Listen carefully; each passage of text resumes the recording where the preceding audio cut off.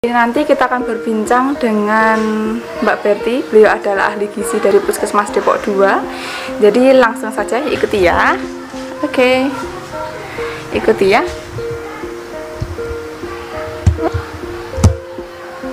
Oke, pada video kali ini saya akan membahas tentang anak setelah dikasih MPASI, berat badan yang tidak naik-naik. Sebenarnya apa sih masalahnya dan bagaimana sudut pandang dari ahli gizi?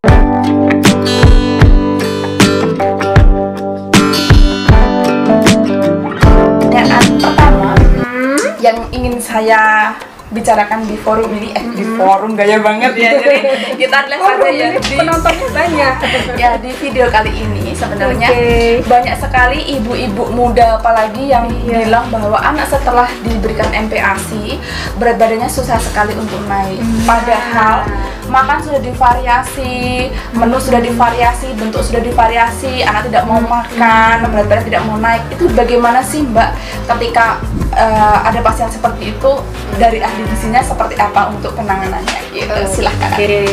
Nah, memang banyak sekali Mbak Erna, sudah mulai usia 6 bulan. Itu beratnya yang tadinya pada saat di bawah 6 bulan di KMS naiknya gampang, kemudian setelah 6 bulan wah, mulai susah atau bahkan ada yang turun gitu ya. Nah, biasanya ibu-ibu itu merasanya karena anaknya banyak gerak. Nah, padahal sebenarnya faktor yang paling menentukan adalah asupan makan. Ya, jadi mulai usia 6 bulan itu wajib diberi MPASI. Kenapa? Karena ASI saja tidak cukup ya ibu-ibu. Ya, jadi ASI setelah usia bayi 6 bulan hanya memenuhi 50% dari kebutuhannya. Nah, karena kadang ada ibu-ibu yang merasa anaknya masih gemuk, usia 6 bulan, nggak usah dikasih makan dulu deh, ini musuhnya masih kenceng kok. Nah, itu nggak boleh ya ibu-ibu. Jadi tetap harus dikasih MPASI karena sudah tidak memenuhi kebutuhan gizinya 50%. Nanti setelah usia 1 tahun ASI hanya memenuhi 75%. 25%, maaf. 25%. Ya, 25%, 75%-nya dari makanan. Nah, sekarang loh, kan udah makan, loh kok susah beratnya naik? Karena biasanya makannya tidak sesuai prinsip PMBA. Nah, apa itu PMBA? Pemberian makan bayi dan anak. Nah, itu harus ada aturannya. MPASI itu ada 7 faktor yang menentukan bayi diberi MPASI yang harus kita perhatikan. Yang pertama usia, tadi 6 bulan, kemudian frekuensi. Ya, frekuensinya harus sesuai dengan usianya Mbak Erna. Ya, jadi usia 6 bulan sampai 9 bulan, usia 6 bulan awal sampai 7 bulan lah, itu sekitar 2 kali sehari, 2 sampai 3. Belum snacknya itu Mbak?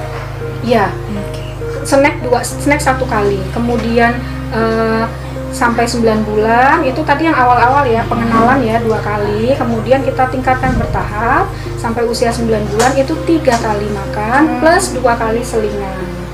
Kemudian usia 9 bulan sampai 12 bulan itu 3 kali makan utama, 2 kali selingan. Itu frekuensi. Kemudian faktor yang ketiga,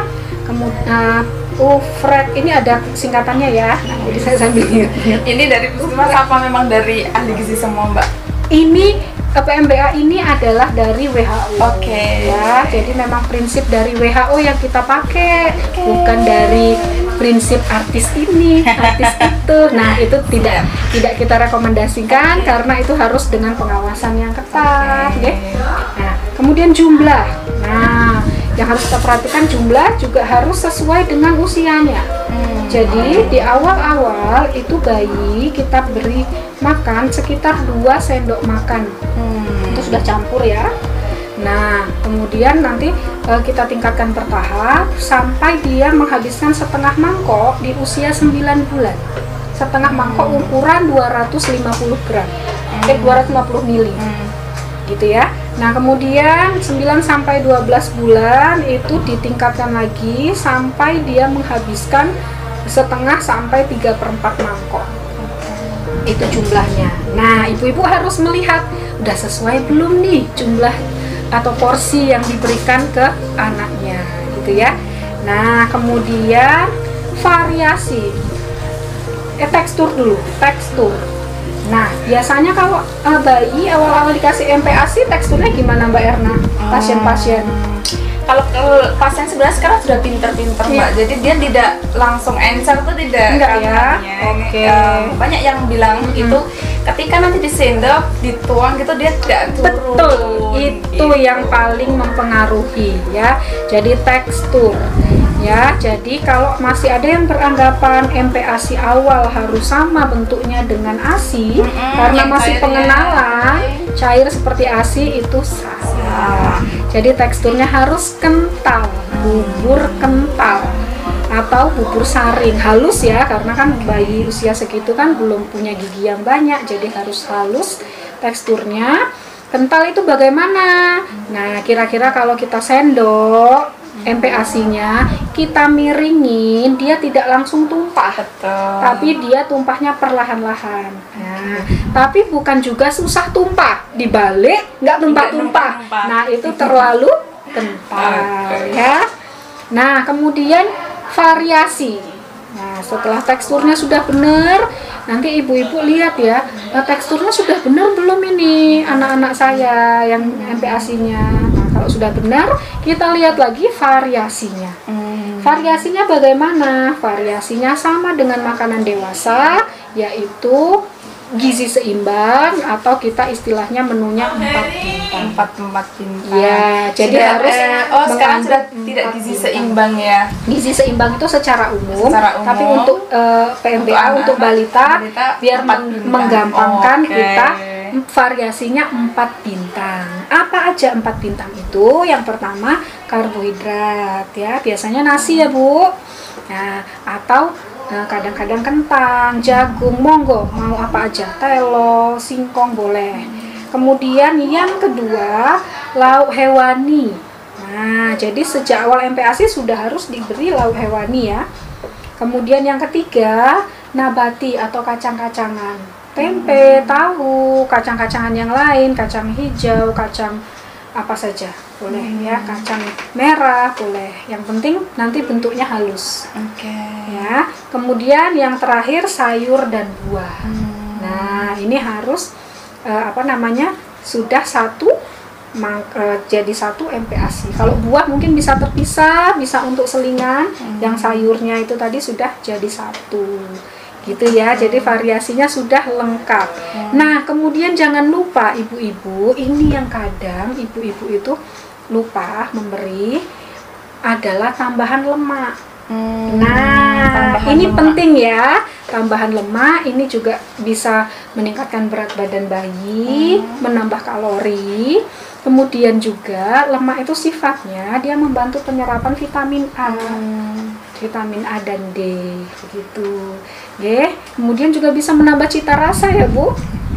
Misalnya dikasih mentega sedikit atau minyak zaitun, biasanya ibu-ibu kekinian. Nah, biasanya mau kasih yang terbaik buat putranya, kasihnya minyak zaitun ya. Sebenarnya minyak apapun boleh asal jangan minyak jelantah ya Bu. Ya, atau keju atau lauknya digoreng juga nggak apa-apa Mbak Erna.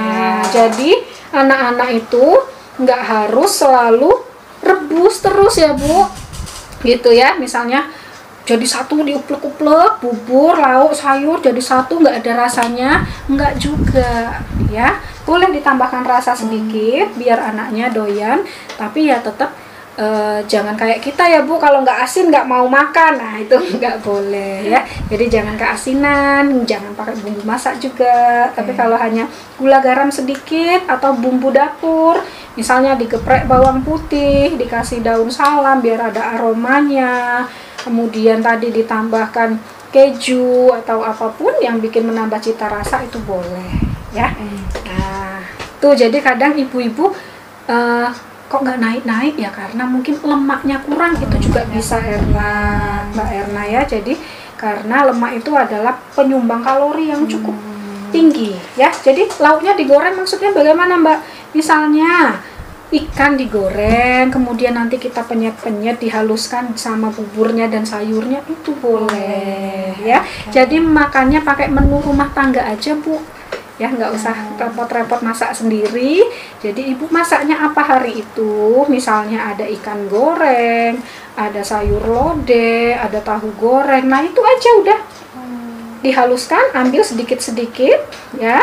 Nanti kira-kira jadinya setengah mangkok kalau dicampur nasi tadi ya, sama sayur lodeh, sama tahu goreng tadi sedikit, sama ikan gorengnya diambil dagingnya, dipenyet-penyet atau disaring sampai halus. Nah kemudian biar dia ada teksturnya agak encer sedikit, biar kekentalannya sesuai yang diinginkan, bisa ditambahkan kuah lodeh tadi boleh, atau ditambahkan asi.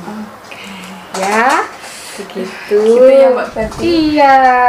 Menarik ya, jadi, sekali. Iya, jadi kalau misalnya tidak naik berat badannya, kita harus cari solusinya gitu ya. Jadi benar-benar dirunut. Iya, kira-kira kurangnya di mana toh?